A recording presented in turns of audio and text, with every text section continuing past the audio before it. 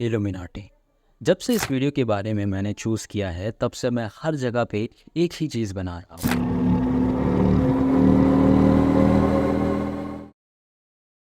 क्या मुझे इल्यूमिनाटी का मैसेज आया था इस वीडियो को नहीं बनाने के लिए? क्या हम में से कोई इल्यूमिनाटी ज्वाइन कर सकता है फेमस होने के लिए? क्या इल्यूमिनाटी के बारे में पहले से ही बाइबल में प्रेडिक्ट किया गया है? चलिए अपनी इस वीडियो में जानते हैं। इल्यूमिनाटी, ये वर्ड आपने पहली बार नहीं सुना होगा, क्योंकि इल्यूमिनाटी नाम के कई सारे वर्ड्स हम आए दिन इंटरनेट में देखते आ रहे हैं। ये इल्यूमिनाटी है क्या? इल्यूमिनाटी एक ग्रुप है जो कि कुछ पावरफुल रिच लोगों के द्वारा कंट्रोल किया जाता है। जो कुछ भी हमारी लाइफस्टाइल है वो सारी चीज़ें कुछ पर्टिकुलर लोगों के द्वारा डिज़ाइन की गई है and we are just living in it. इस इल्यूमिनाटी के कई सारे मेंबर्स हैं और आज भी कई सारे मेंबर्स बनते जा रहे हैं, जिनमें से बिजनेसमैन, एक्टर्स, सिंगर्स और इवन हमारे देश के प्राइम मिनिस्टर नरेंद्र मोदी भी इन्वॉल्व है। सो बेसिकली ये सारी चीज़ें कॉन्स्पिरेसीज का पार्ट है दोस्तों, और कॉन्स्पिरेसीज हमारे लिए कोई नई चीज़ नहीं है। जैसे कि one of the earliest conspiracy record 64 AD में हुआ था, जब रोम में एक बड़ी सी आग लगी थी जिसमें से आधा रोम तबाह हो गया। यह आग लगभग 6 दिनों तक लगी थी दोस्तों, और जब ये आग लगी हुई थी तब वहाँ के एम्परर नीरो रोम के बाहर बैठे थे, और जैसे ही आग बुझी एम्परर नीरो आए और वापस से उन्होंने रोम को रीबिल्ड करना शुरू कर दिया और उन्होंने अपने लिए एक आलीशान बंगला तैयार कर लिया। तब लोगों ने ये कॉन्स्पिरेसी फैलाई कि ये आग नीरो के द्वारा लगाई गई है ताकि वो अपने लिए एक आलीशान महल बना सके। तब उनके अगेंस्ट में नीरो ने भी एक कॉन्स्पिरेसी फैलाई थी कि यह आग क्रिश्चियंस के द्वारा लगाई गई थी। बेसिकली ऐसे इवेंट्स पे होती है जो सबसे ज़्यादा बड़ी होती है। बड़ी बड़ी इवेंट्स पे कई सारे कॉन्स्पिरेसीज बनते हैं और धीरे धीरे करके कई सारे लोग इन कॉन्स्पिरेसीज पे मानने भी लगते हैं दोस्तों। एक कॉन्स्पिरेसी ये भी है दोस्तों कि हर 100 साल में एक ऐसा पैंडेमिक आ जाता है जो कि पूरी दुनिया को झंझोड़ के रख देता है, जो कि ऑलमोस्ट दुनिया के हाफ पॉपुलेशन को ख़त्म कर देता है।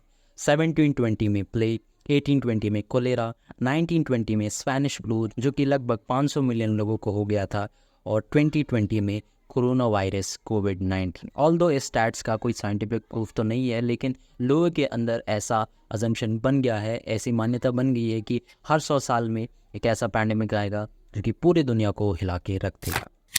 जैसे कि मून लैंडिंग के ऊपर भी कॉन्स्पिरेसी बनती है दोस्तों कि मून लैंडिंग एक्चुअली में हुआ नहीं था, बल्कि ये एक फेक चीज़ है जो कि नासा द्वारा दुनिया भर में फैलाई गई है। जो नील आर्मस्ट्रांग और 2 और साइंटिस्ट ने मिल के जो मून लैंडिंग को सक्सेसफुल बनाया था वो रियल नहीं है, बल्कि एक फेक चीज़ है। इंसान एक्चुअली में मून पे कभी गए ही नहीं है।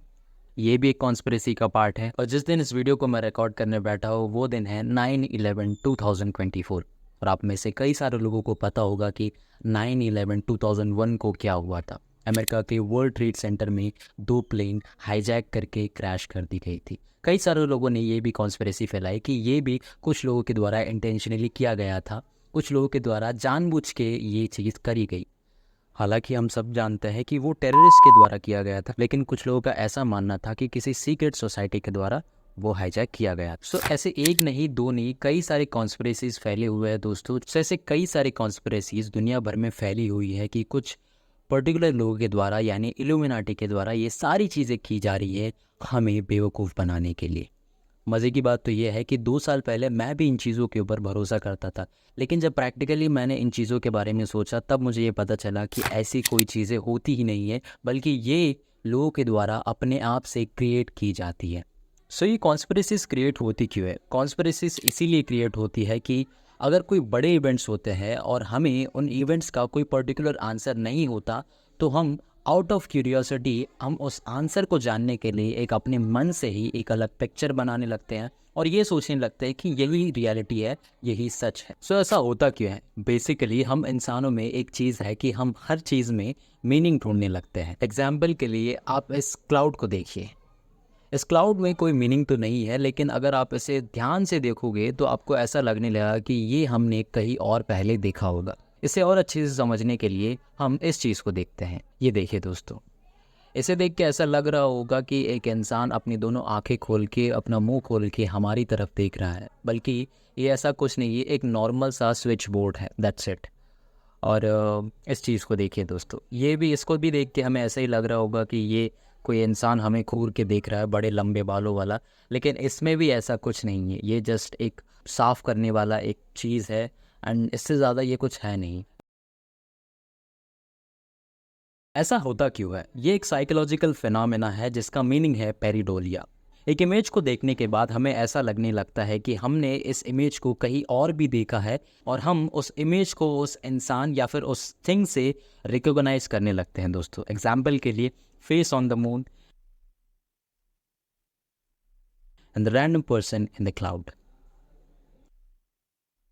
सो क्या ये एक डिसऑर्डर है? Well, it's not a disorder, ये एक साइकोलॉजिकल फिनोमेना है और ये एक बाई प्रोडक्ट है। जैसे कि हम एक विजुअल इंफॉर्मेशन को देखते हैं, उसी तरह से हमारा ब्रेन प्रोसेस करने लगता है और ये सोचने लगता है कि हमने इसे पहली बार देखा है। ये हर इंसानों में होता है, सिर्फ आप में हम में नहीं, हर इंसानों में होता है, लेकिन कुछ लोगों में कुछ ज़्यादा ही होता है। इसीलिए वो हर चीज़ों में मीनिंग ढूंढने लगते हैं दोस्तों। जैसे कि इंस्टाग्राम के लूसीफर बॉय तीर्थ राज परसाना। तीर्थ हर चीज़ में मीनिंग ढूंढने लगता है और वो अपने आप को बहुत कोशिश करता है कि वो मिस्टीरियस दिखा सके। तो लोग ऐसा एक्चुअली करते क्यों है? इसके पीछे भी एक मीनिंग है दोस्तों। जिन्होंने अपनी लाइफ में कुछ अचीव नहीं किया होता है, वो लोग इन चीज़ों को सबसे ज़्यादा क्रिएट करते हैं, अपने आप को वैलिडेटेड प्रूफ कराने के लिए, अपने आप को सोसाइटी में इन्फॉर्म्ड प्रूफ कराने के लिए। People who went through crisis, जो क्राइसिस दुनिया भर में होते हैं, उनका आंसर ज़्यादातर लोगों को पता नहीं होता। तब लोग अपने आप से ही आंसर को क्रिएट करके ये सोचने लगते हैं कि ये इस वजह से हुआ है, जैसे कि मैंने आपको पहले भी समझाया।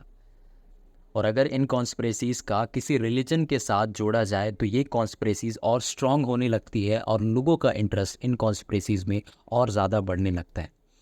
और कुछ लोग का ऐसा मानना है कि जो 1 जॉन चैप्टर 4 वर्स 4 में जो लिखा गया है, you dear childrens are from God and have overcome them because the one who is in you is greater than the one who is in the world. इन बातों को पढ़ के लोग ये सोचने लगते हैं कि ये इल्यूमिनाटी के बारे में लिखा गया है कि हमें एज अ क्रिश्चियन इल्यूमिनाटी से नहीं डरना चाहिए, बल्कि ये इल्यूमिनाटी नाम की किसी चीज़ के बारे में नहीं लिखा गया, ये किसी और कॉन्टेक्स्ट के बारे में लिखा गया है। और वन वर्ड में इसका आंसर बताओ तो इल्यूमिनाटी नाम की कोई चीज़ ही नहीं है, ऐसा बस लोगों के द्वारा बनाया गया है, लोगों के द्वारा ऐसा क्रिएट किया गया है। इसीलिए आपको इन चीज़ों के ऊपर भरोसा करने की ज़रूरत भी नहीं है दोस्तों। वेल, आज के लिए इतना ही। अगर आप इस वीडियो का पार्ट 2 चाहते हो तो कमेंट बॉक्स में पार्ट 2 लिखिए, मैं आपके लिए वो वीडियो ज़रूर बनाऊँगा। इस वीडियो से कुछ भी नहीं आप लोग को सीखने को मिला तो एक लाइक करें, अगर आप हमारे चैनल पर नए होते इसे सब्सक्राइब करें और ज़्यादा से ज़्यादा लोगों तक इस वीडियो को शेयर करें। तब तक के लिए take care of yourself, will see you soon, bye bye.